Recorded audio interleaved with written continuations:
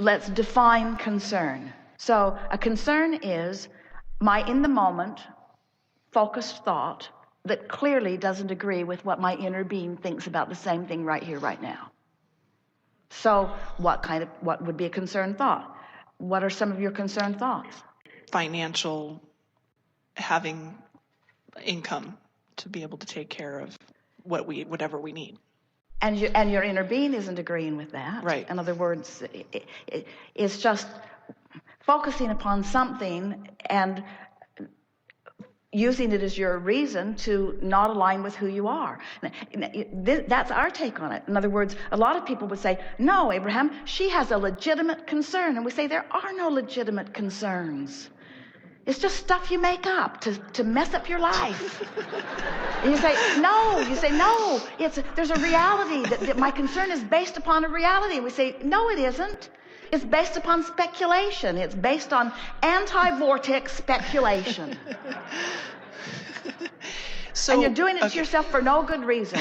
No good reason at all, and no valid reason at all. It's just a habit that most people have. I think I'll worry about this because it makes me feel like a good parent. I'm practicing my parenting skills in advance. I think I'll worry unnecessarily. I think I'll trump up things to worry about and activate them in my vibration. And then when they happen, I'll proclaim the wisdom of my vision. And we say, no, you're proclaiming the manifestation of your creation. So when you're in the process of creating something you don't want, you're going to feel concern. When you're in the process of creating what you don't want, you will feel concern. When you're in the process of creating what you don't want, your inner being won't play with you. That's why you feel the absence of your inner being, and that's what concern is. Inner being isn't playing with me on this thought. Maybe I shouldn't play with me either. That's the best description of concern. And then physical manifestations come up too, like getting sick or nauseous, or I'm guessing that's just an extension of that. Whatever's active in your vibration. In other words, we just had a really good conversation just now. In other words, you can focus upon things that make you feel concerned. You can focus upon things that make you feel wonderful. And the thing about all of these things that we are talking about that is most interesting to us is that we still have not convinced many of you that you get to choose a thought of no concern or a thought of concern, a thought of joy or a thought of discomfort. You get to choose because many of you don't think that you get to choose. You think that there's a reality that you have to face. And we say, there's no reality you have to face. The reality that is the subject of discussion is the reality you're creating, you see. Oh, but what about all that past experience? It's past experience. It's past experience. Activate from your past only things that you want in your future. And for heaven's sakes, don't just make them up out of thin air. That's what concern mostly is, making things up out of thin air. Yeah. Let's see, what would be the justification for it? What's my justification for making things up out of thin air? There must be a reason.